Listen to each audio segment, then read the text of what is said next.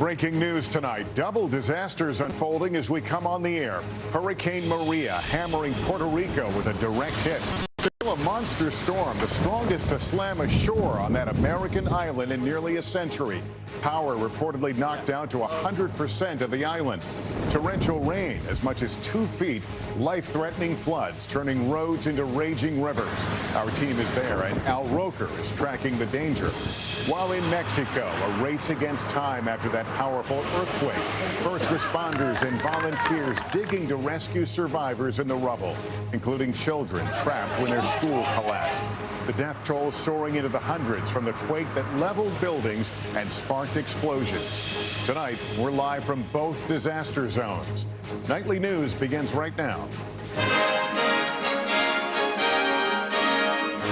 From NBC News World Headquarters in New York, this is NBC Nightly News with Lester Holt. Good evening and thank you for being here. Horrific images of destruction and misery are coming out of Mexico and Puerto Rico tonight, framing much of this newscast this evening. 2 major natural disasters still unfolding and impacting millions living here outside the disaster zone, families anxious to know the fates of loved ones. In a few moments, we'll take you to earthquake-stricken Mexico City, where rescuers are intently listening for sounds of life in their desperate search for survivors. But first, to Puerto Rico, where hundreds of homes are damaged or destroyed, streets are flooded, and 100% of that U.S. island is without power after Hurricane Maria slammed ashore with 155-mile-an-hour winds today. Our team is on the ground. We want to get right to Gabe Gutierrez, who leads off our coverage tonight. Gabe, good evening. Lester, good evening. The power of the storm was immense. We've been seeing overturned cars and collapsed buildings. It is difficult to get around San Juan tonight. Many streets are flooded. Others are just simply impassable. The governor has imposed a curfew, and the mayor says search and rescue missions are getting underway. There is no firm number on the number of dead or injured as this island begins what will no doubt be a long recovery. It showed little mercy. Tonight, Maria's destructive path is only starting to become clear. Swaths of Puerto Rico underwater, roads turned to raging rivers, roofs ripped off, trees toppled, cars overturned, power out to virtually the entire island. Have you ever seen anything like this? Me? Never. This man says he feared for his life as the relentless storm slammed into his home this morning as a ferocious Category 4 hurricane. The situation here in San Juan is dire. The winds here have been intensifying, and the worst is yet to come. We have sought shelter in a concrete structure, but as you can see, it is a scene of utter chaos. After dodging most of Hurricane Irma's wrath days ago, Puerto Rico and its 3.5 million American citizens bore the brunt of Maria for hours. As the storm passed, we got our first look at the damage. Some homes obliterated, residents in shock. It was really scary. Maria, the strongest storm to ravage Puerto Rico in nearly a century, first sliced through the Caribbean. Overnight, Maria battered St. Croix, the largest of the U.S. Virgin Islands. It's very scary, the wind with the noises going all around you. In St. Thomas, widespread flooding as residents were just beginning to clean up after Hurricane Irma's direct hit. The storm's trail of devastation leaving much of the remote island of Dominica in ruins. This aerial video, the first to emerge after Maria's fury cut off communications. Tonight, as Puerto Rico begins to assess its damage, many residents like Mireya Aragon don't know if they'll have homes to return to. How horrible is it to look around and see this island like this? It's very sad. It's very, very sad. Very heartbroken. An island without power and now seemingly without enough resources to cope with an unfolding disaster. Gabe Gutierrez, NBC News, San Juan, Puerto Rico. This is Gotti Schwartz. In the dark halls of this San Juan Sports Coliseum, one of Puerto Rico's sturdiest hurricane shelters. Here, huddled shapes hunch over radios. Children play in shadows. And outside, Hurricane Maria's winds and rain ravaged Puerto Rico. It's an awakening, a rude awakening. This was the last 24 hours for hundreds of families like Maria Nissenbaum's taking shelter from the storm. What's going to happen when we get out of here? What will we end up seeing? It's very hard. At first in cots spread out across the massive concrete Coliseum floor, but then the worst of Hurricane Maria, bursting metal doors open. People joining hands to pray. Quickly, they moved to the safety of the outer wings as water and debris rained down from the roof. And through the storm, one voice trying to calm the refugees.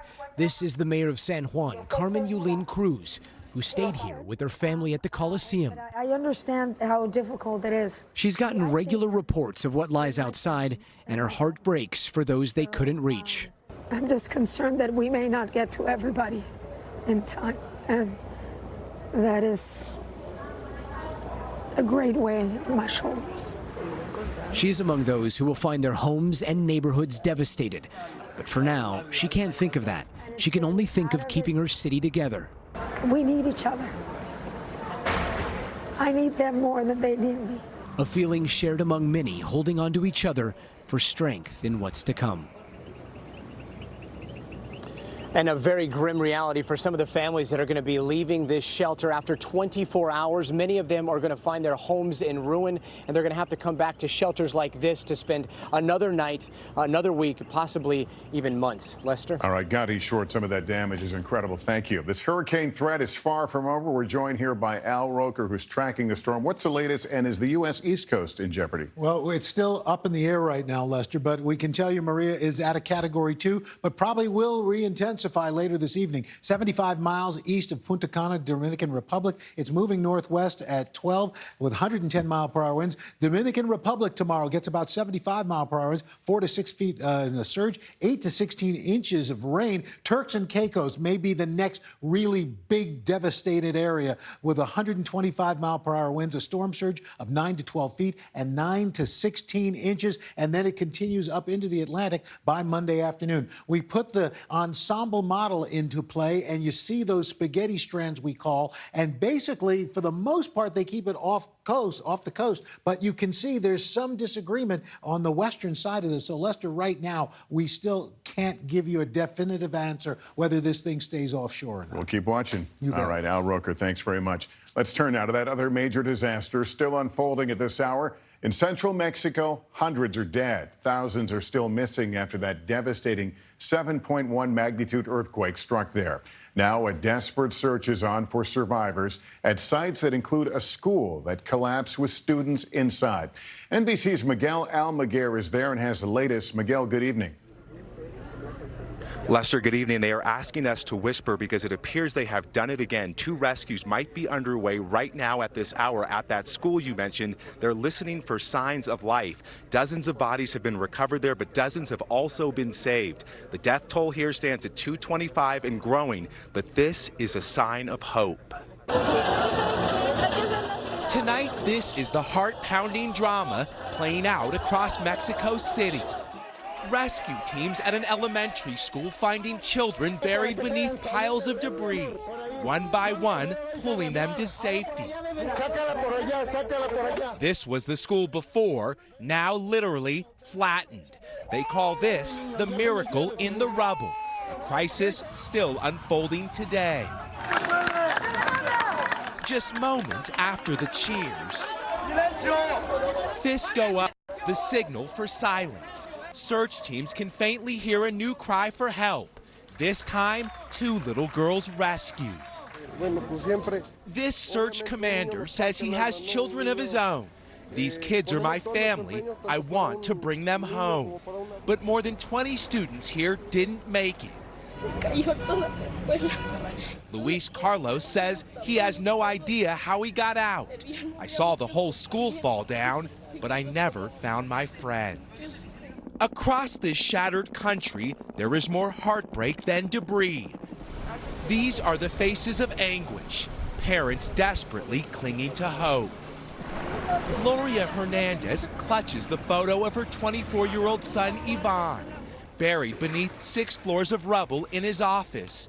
Time is slipping away right before her eyes. She says, I'm pleading to the government for help. My son has been buried for hours. Nobody will tell me a thing. Tuesday's massive 7.1 earthquake leveled 38 buildings and an untold number of homes. and threatened to sink tour boats in the water. Oh my gosh. 75 miles away, the epicenter is a disaster. Churches have crumbled. Many are losing faith. Social media is inundated with desperate pleas for help for those looking for loved ones, while the names of those pulled from the rubble are written down on paper for waiting families to see. But tonight, there is no match for this mom. Yvonne remains among the missing, an earthquake shattering homes, and now so many lives. Tonight, on the heels of those 2 girls that were rescued, it appears 2 more people are being pulled from the rubble. Officials say at least 54 people have been pulled from this debris field. It is a glimmer of hope across a region surrounded by so much loss. All Lester. right, Miguel, our hats off to those brave rescuers, and we wish them great success as they continue their work. Thank you. The well-known Roma Norte neighborhood of Mexico City was hard hit by the earthquake, and today NBC's Jose Diaz-Balart got close to one of the rescue efforts going on there in a collapsed building.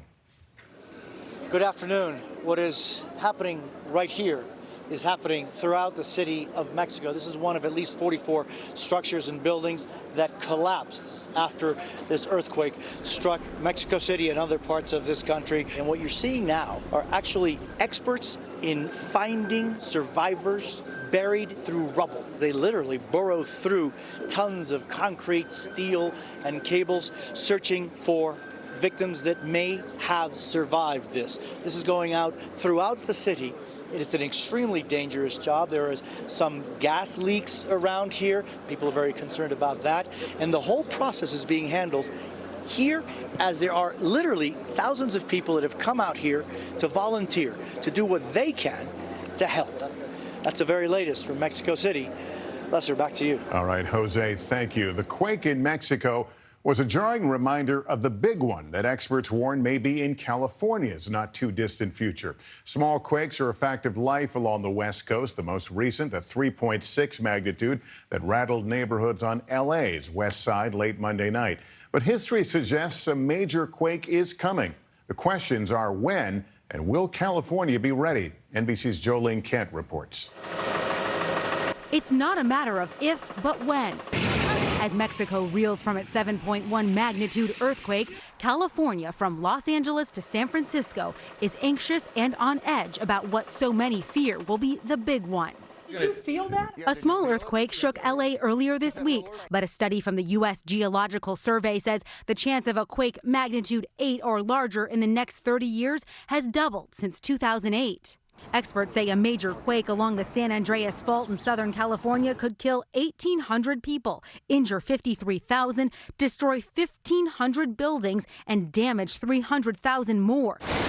A serious quake could also cripple the city's water supply and take as long as 6 months to repair. Who thinks about the pipes in the ground? We don't want to spend money on that. It's out of sight, out of mind. While nearly $14 billion has been spent on seismic upgrades to transportation infrastructure, including bridges, the city of Los Angeles now requires property owners to retrofit buildings that cannot withstand a strong earthquake. Do you feel like LA is ready? LA is getting ready and is probably far more ready than a lot of other cities. But LA's huge. There's a lot of old structures. A new preparedness plan has landed on Mayor Eric Garcetti's desk and has not yet been released. And the U.S. House recently approved federal funding for an earthquake early warning system as California prepares now for a worst-case scenario that may come with no warning at all. Jolene Kent, NBC News, Los Angeles. There is much more still ahead tonight on this deadly disaster of the urgent rescue mission, with volunteers coming from far and wide to help save lives. Also, the day's other headlines, including why one late-night host is accusing a senator of lying to his face. Hope you can stay with us.